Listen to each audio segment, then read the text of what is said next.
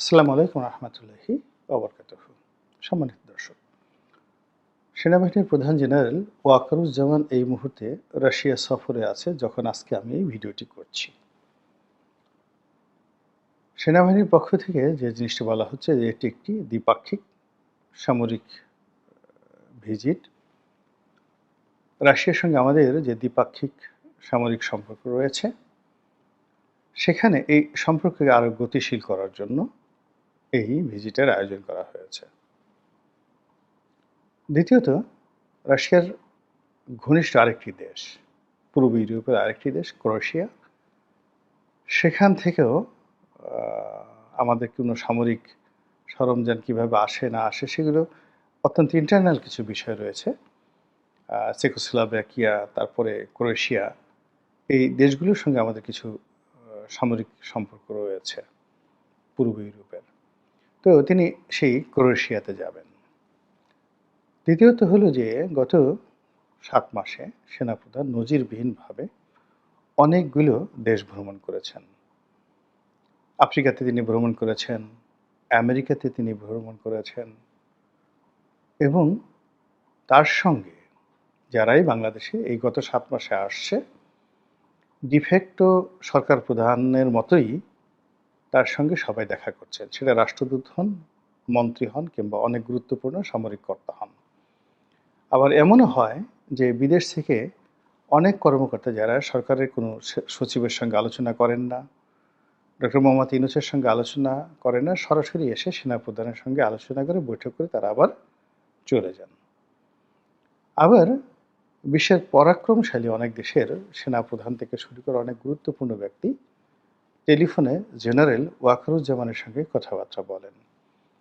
তো এগুলো নিয়ে কানা ঘুষা হয়, এগুলো নিয়ে বিভিন্ন রকম সন্দেহ তৈরি হয় এবং এগুলো নিয়ে নানা রকম আলোচনা সমালোচনা তৈরি হয়। দ্বিতীয়ত, আমরা জানি যে এই মুহূর্তে বাংলাদেশে দুটো বলয় কাজ করছে, সেনাপ্রধান এবং বঙ্গভবন। এটি একটি বলয় যা কিনা ডক্টর মোহাম্মদ ইউনূসের যারা পক্ষর লোক তাদের বক্তব্য যে এখানে ভারতের একটা প্রভাব আছে, শেখ হাসিনার একটা চক্রান্ত আছে, আওয়ামী লীগের একটা সংযোগ আছে, নানা রকম কথাবার্তা।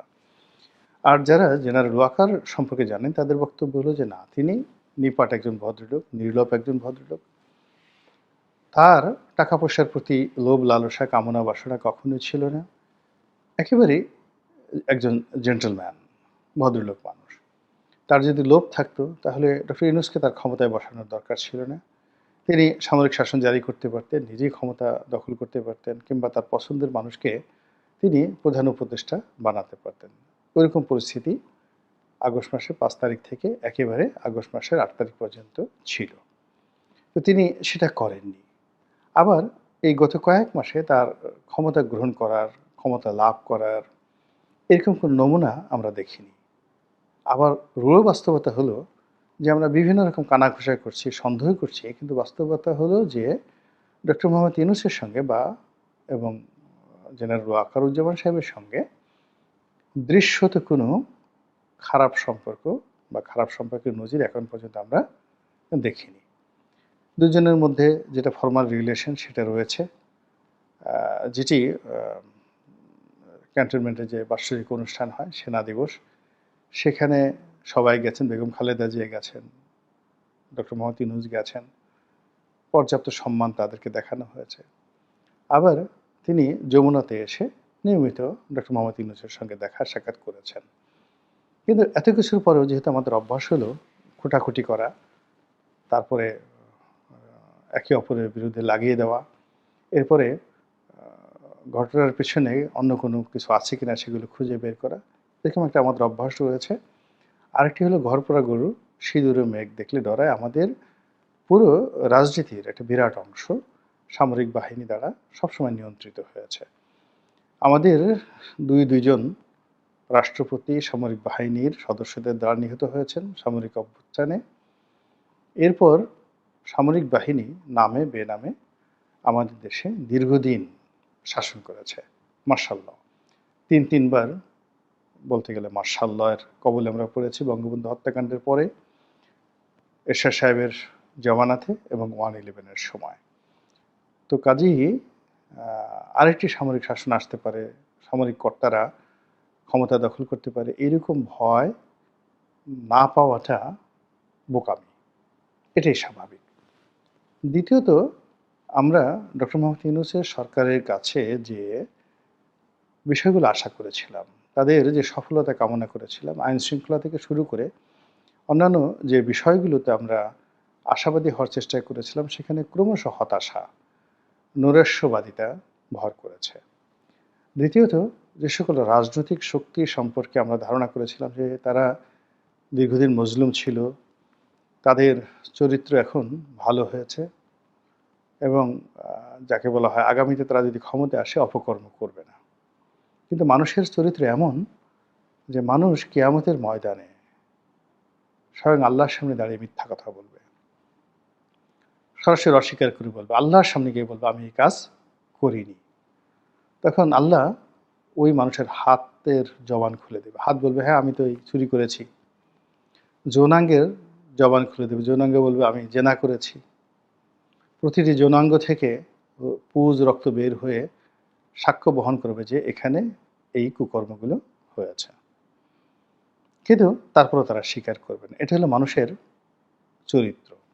তো সেই দিক থেকে বাংলাদেশে যারা গত সেই 1/11 থেকে আজ পর্যন্ত মজলুম ছিলেন, জুলুম অত্যাচারের শিকার হয়েছেন, তাদের সম্পর্কে আমাদের যে চিন্তা চেতনা, এটা রিভার্স হয়ে পড়েছে। আমরা আশাহত হয়েছি। এখন যে মব হচ্ছে, জুলুম হচ্ছে, অত্যাচার হচ্ছে, এটি আমাদের সহ্যের সীমা ছাড়িয়ে যাচ্ছে। ফলে প্রচলিত রাজনীতি নিয়ে আমরা আশাবাদ ব্যক্ত করতে পারছি না যে একটা নির্বাচন হয়ে গেলে, মন্ত্রী এমপি হয়ে গেলে, একটি দল ক্ষমতায় এলে বা একাধিক দল ক্ষমতায় এলে, একটা পার্লামেন্ট গঠিত হলে, অমুকে প্রধানমন্ত্রী হলে বাংলাদেশে যে দুধ এবং মধুর নহর প্রবাহিত হবে আমরা বলতে পারছি না।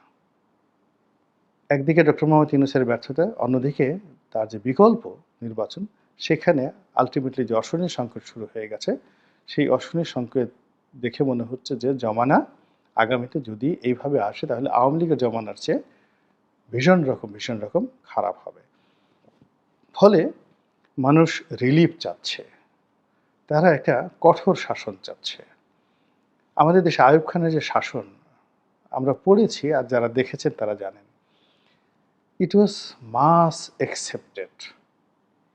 মানুষ মাথায় করে নেচেছিল। মানে 1951 থেকে 57 পর্যন্ত যে দুরবস্থা পূর্ব পাকিস্তান এবং পশ্চিম পাকিস্তানে গিয়েছে, সব ক্ষেত্রে মানুষ পাগল হয়ে গেছিল যে সমাজে একটা স্ট্যাবিলিটি আসুক এই জন্যে। ফলে কী হলো, যখন মার্শাল ল জারি হলো পুরো পাকিস্তানে আনন্দের বন্যা বয়ে গেল। এবং রেসকোর্স ময়দানে, যখন ঢাকা রেসকোর্স ময়দানে আইয়ুব খান এলেন, এখানে যে জনসমাবেশ হয়েছিল এখন পর্যন্ত বাংলাদেশের ইতিহাসে এত বড় জমায়েত আর হয়নি টিল নাও। এক। ২ নম্বর হলো সেখানে যারা ভাষণ দিয়েছিলেন, তার মধ্যে সবার শেষে ভাষণ দিলেন যাকে বলে আইয়ুব খান। তার চেহারা দেখে, কথা শুনে, তার ব্যক্তিত্ব দেখে সবাই এক বাক্যে বলেছিলেন যে রাজা তো এমনই হওয়া উচিত, এই রুখের হাতেই রাজত্ব নিরাপদ। ফলে তিনি কিন্তু ৬৮ প্রায় ১০টি বছর একটি অবিস্মরণীয় শাসন ব্যবস্থা তিনি উপহার দিয়েছিলেন, একেবারে ৫৭ থেকে ৬৮ পর্যন্ত। ৬৯-এর গণ অভ্যুত্থান না হলে কি হতো সেটা আলাদা কথা। ইট ওয়াজ এ পলিটিক্যাল ব্লান্ডার।